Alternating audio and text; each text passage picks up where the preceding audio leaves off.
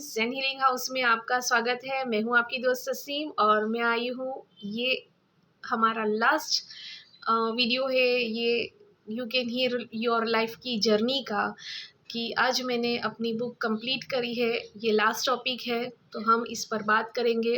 और मेरे साथ अभी तक के जुड़े रहने के लिए आपका बहुत बहुत धन्यवाद। आपके प्यार और सहकार की वजह से मैं ये काम कर पाई कंप्लीट, उसके लिए आपका बहुत बहुत धन्यवाद। तो आज का हमारा टॉपिक है शरीर में सूजन। शरीर में सूजन भावनात्मक विचारों में अवरुद्ध होने और ठहराव को दर्शाता है। हम ऐसी परिस्थितियां उत्पन्न करते हैं जिनमें हमें चोट पहुंचती है और हम उन यादों से चिपके रहते हैं। सूजन अक्सर दबे हुए आंसुओं, अवरोध और फंसा हुआ महसूस करने या अपने प्रतिबिंबों के लिए दूसरों को दोषी ठहराने से होता है।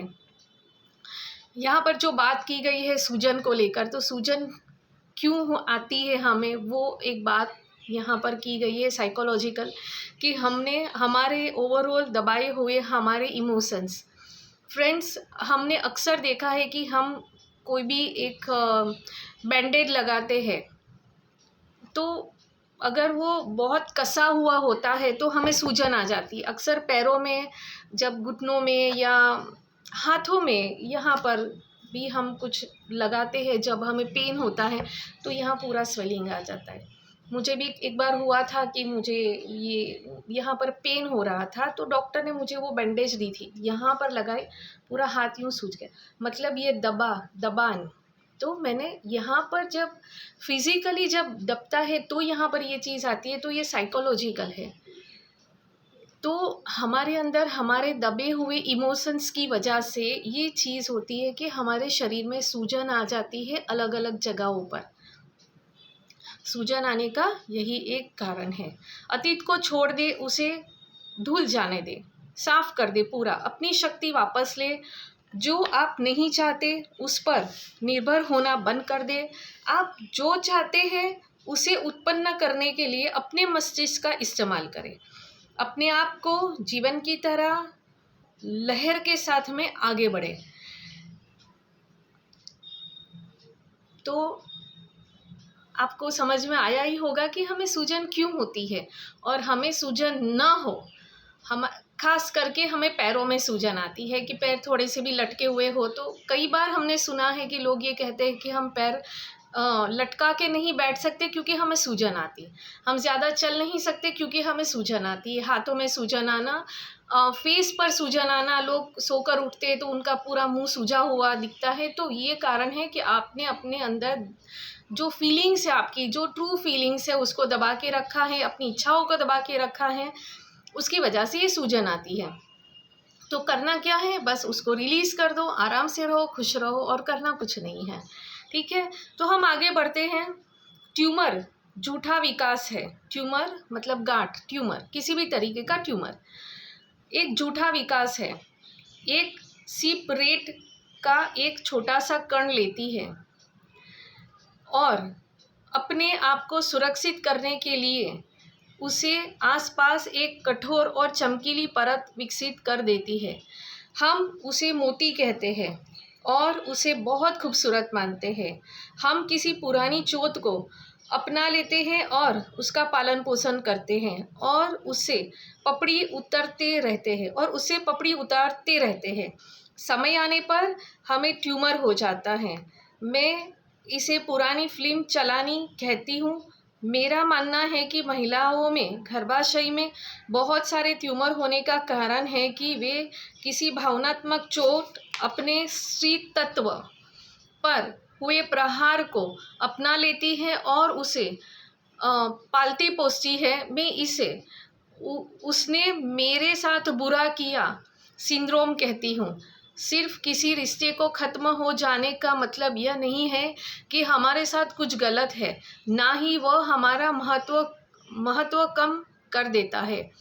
क्या हुआ यह महत्वपूर्ण नहीं है, हम उसके प्रति कैसी प्रतिक्रिया व्यक्त कर रहे हैं वह मायने रखता है। हम सब अपने सभी अनुभवों के लिए स्वयं जिम्मेदार हैं।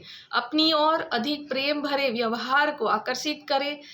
करने के लिए आपको अपने बारे में किन धारणाओं को बदलने की ज़रूरत है, ये क्वेश्चन मार्क है कि आपको किन धारणाओं को बदलने की ज़रूरत है। फ्रेंड्स, यहाँ पर बात की गई है कि ट्यूमर क्यों होता है, तो ट्यूमर होने का कारण यही है कि हम हमारी जो पुरानी चोट है उसको हम संभाल के रखते हैं, उसको पालते पोसते हैं, तो फ्यूचर में वो ट्यूमर का रूप लेती है, गांठ का रूप ले लेती है।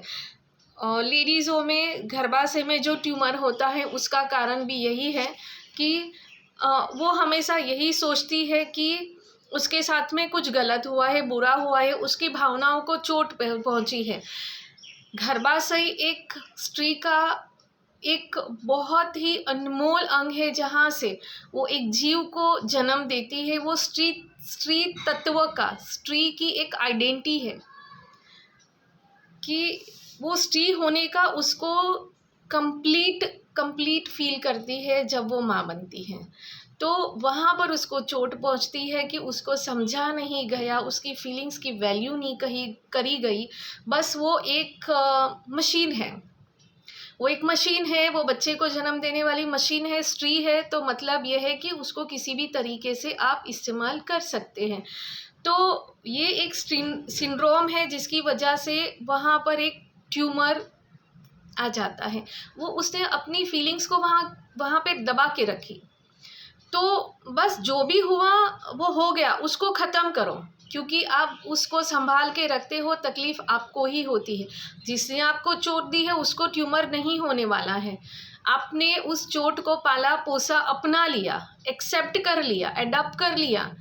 ज़रूरत नहीं है, सामने वाला कह गया, उसका मुँह है, उसने बोल लिया, उसकी भावनाएं उसने व्यक्त करी, उसमें हमें कोई लेना देना नहीं है। तुम्हारे विचार तुमने व्यक्त किए, अब ये मेरी जिम्मेदारी है कि मैं तुम्हारी बातों को किस तरह से लेती हूँ। तो मुझे नहीं सुनना है ये सारी बातें।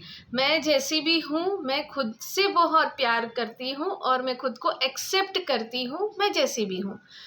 ठीक है, तुम्हें अगर मैं समझ में नहीं आती हूँ तो कोई बात नहीं है, मुझे तुम्हारी वैलिडेशन की ज़रूरत नहीं है। आई एम यूनिक, मैं खुद से बहुत प्यार करती हूँ। जब आप खुद जिम्मेदारी लेते हो आपके साथ जो हुआ उस चीज़ की, कि हाँ मैं ही जिम्मेदार हूँ। क्यों हम जिम्मेदार हैं? क्योंकि हमने उनको स्पेस दिया कि तुम हमारे साथ ये करो, तब ये हुआ हमारे साथ में। अगर हम उनको ये स्पेस नहीं देते, अगर हम उनको ये करने का मौका ही नहीं देते, तो क्या हमारे साथ ऐसा हो सकता है? बिल्कुल भी नहीं हो सकता है।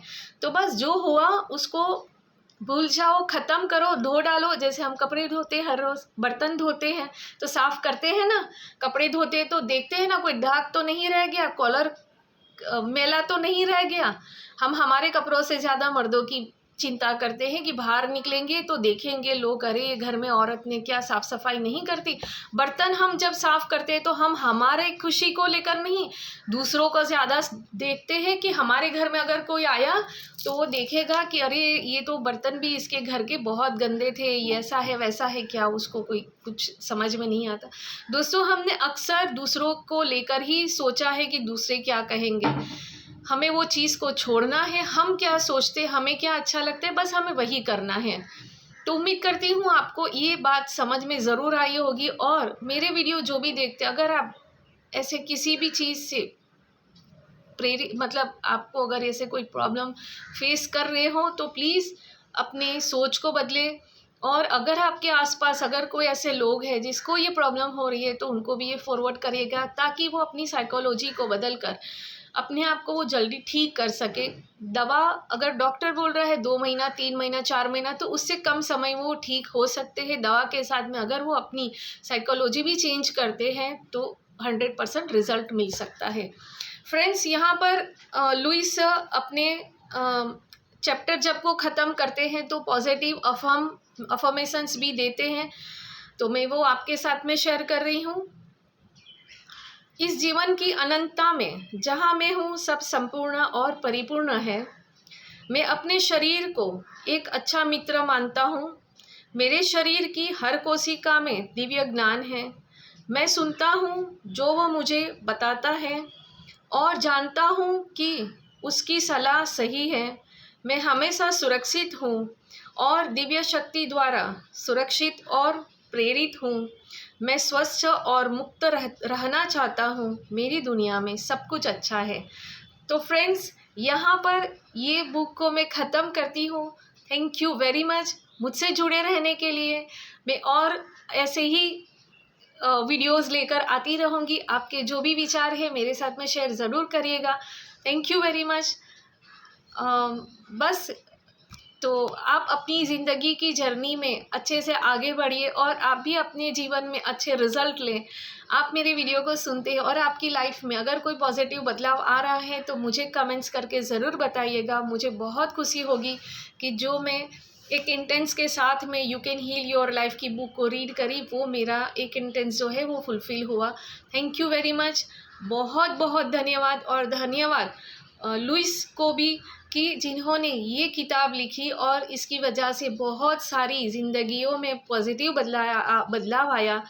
थैंक यू वेरी मच मेरे साथ जुड़े रहने के लिए। Thank you.